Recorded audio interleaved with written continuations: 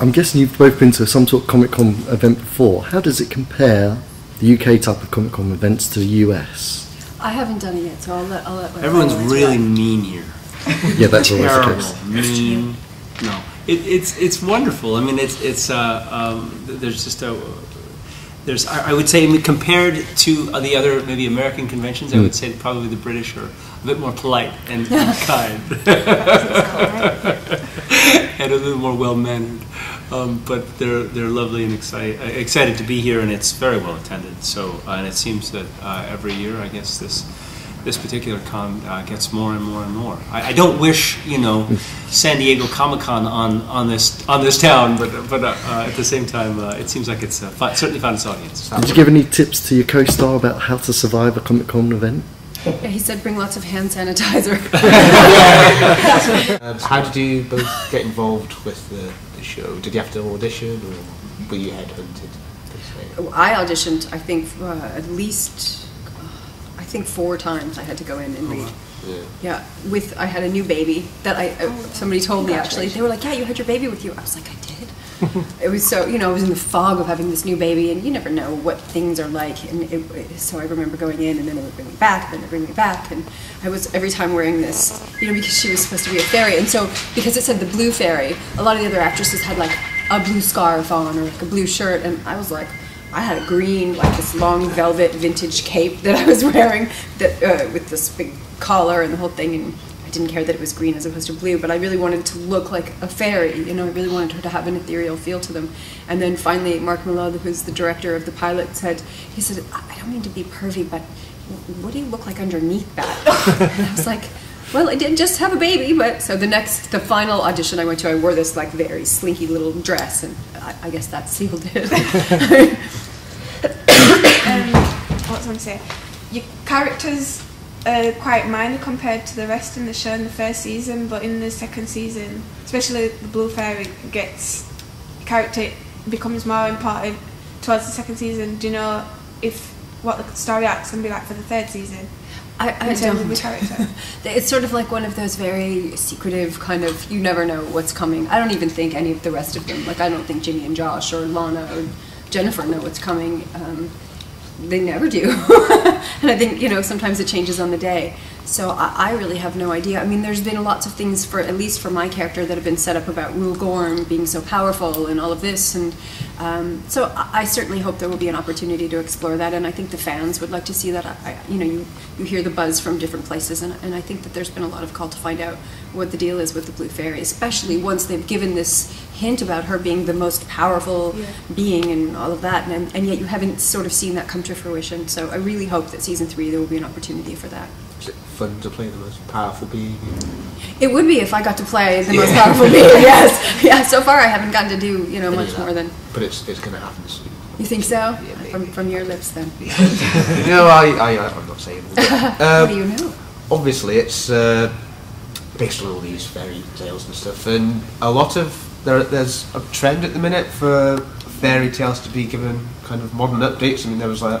Snow White and Huntsman. Yeah, there was that. There was a stupid one with Red, White, Hansel and Gretel. Right? Yeah, right. that was crap. Beauty and the Beast, which I think is doing. Is that coming? So, what's with the constant? I mean, like I like your show because again I like Robert Carlyle as well. He's one of my favourite actors, so it's nice to see him doing something. Yeah. But you know, what do you think's what's the appeal of updating these characters? Do you think, and giving them a modern twist? Is it just is it a bit sexier? Or? You know, here's what I think.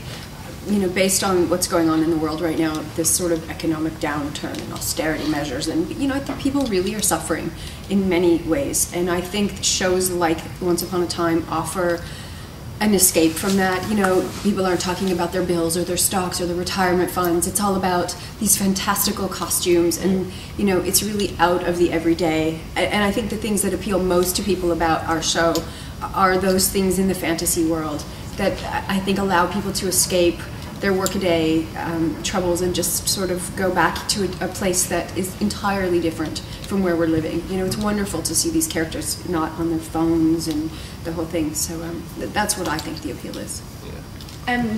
In the show, obviously, there's a lot of fairy tale characters. But besides the ones you play, is there anything you would like to have seen explored with any other characters? Is there any other characters you would like to see brought into the show, or along those lines? Like, say, so far they're bringing in the Neverland storyline. But is there anything else, any other fairy tale that you would like to have seen regarded in the show? I'd like to see the Blue Fairy get in a big battle with Tinkerbell. You could beat it.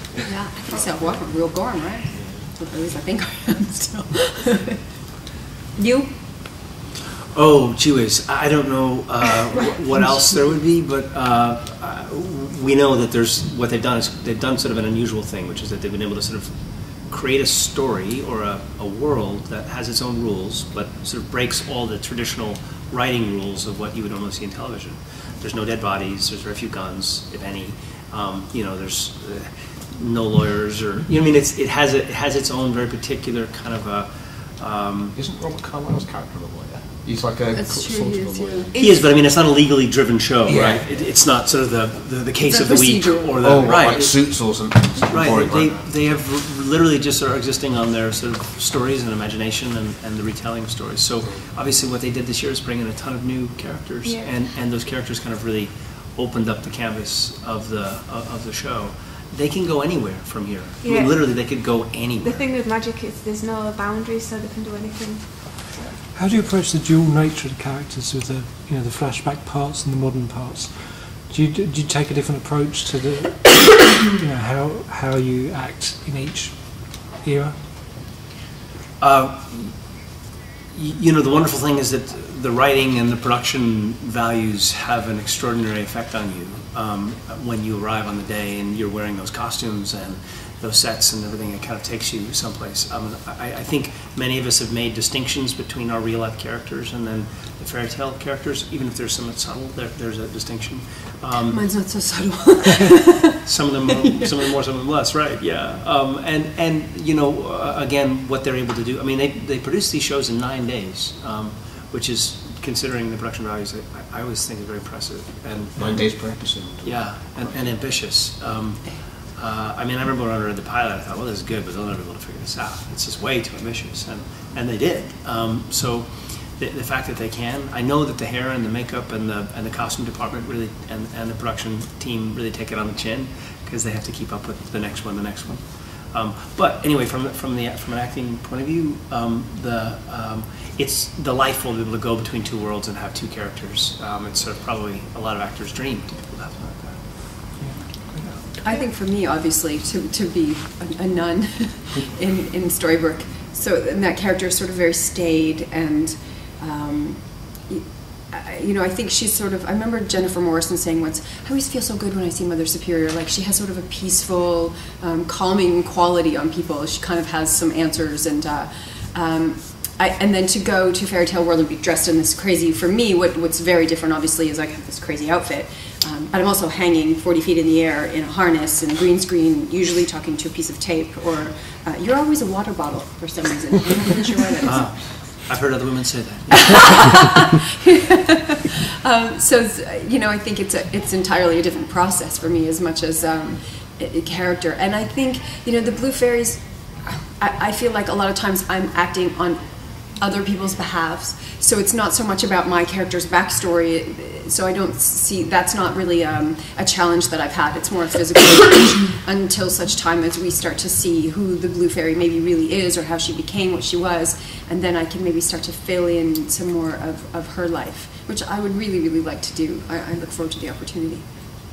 When you're given the scripts, for the general public out there, they just assume you're given a script, you know the whole storyline, they probably assume you know the whole season storyline. Are you given just your dialogue for what's your section, or are you given the script for that episode? How much information do they give you to work with your character? They often give you a script, sometimes on some of the more important kind of pivotal episodes where the stories make big turns, just to sort of protect, I think, the stories. They're a little bit more proprietary about it, and then they give you your scenes, and then you have to just sort of ask questions and sort of figure out what's going on. I mean, I know, not on our show, but I know there are other shows sometimes where they shoot 3 or 4 endings, and because you don't, they're trying to put everyone off. in case it gets leaked, and then they pick the one that, you know, it's a lot of work, obviously, trying to protect the story so that it remains a surprise when it actually arrives. But you know, we get usually about a week before, so it's not a lot of time. But you know, you come in and you sort of join. You know, again, this is such a group effort. This show, particularly the writing with the extraordinary production values, and then the actors and how that all comes together. So it's we all sort of come like a team and make it happen. How do you both find? Obviously, you talked about that your colleague here is sometimes just a water bottle. How do you find working with that? I mean, as an actor, you have to use your imagination a lot. Where do you find that sense to act opposite nothing? You know, in almost every way, it's the same process. I mean, you've done your work. I know what I'm talking about. I mean, script analysis is a big part of how I work as an actor. So I know who I'm talking to and what I'm talking about and why I'm doing it. So it's the same. What you miss, unfortunately, is eyes. I mean, I think really looking in another a person's eyeballs makes a tremendous difference to, you know, because they react. They have their faces will, you know, even if they're not even in the scene. Like sometimes if you can just get an AD to read with you, sometimes that's better, sometimes it's not. And once I won't say who it was, they put somebody from the crew in, and they were trying so hard to be present for me, and they kept doing things like, oh God, can I have the water bottle back, please? Yeah, it was worse actually having eyeballs that time. But I think that's the thing I miss. Particularly, there have been some scenes that were emotional scenes. I felt really glad that young Snow White, Bailey Madison, was there when I was doing the scene where I was actually Cora, because she's so great, and it just was, you know, such an important thing in that scene to actually be able to look at another person. And otherwise, you fake it. I mean, it's kind of still the same pretending. Were you both into genre fiction stuff before, or is this your first kind of foray into it? I don't know. I had done, well, you know, I think you've done the gamut of between, you know, doing theater or doing TV and film. But certainly no, I'd never been a fairy.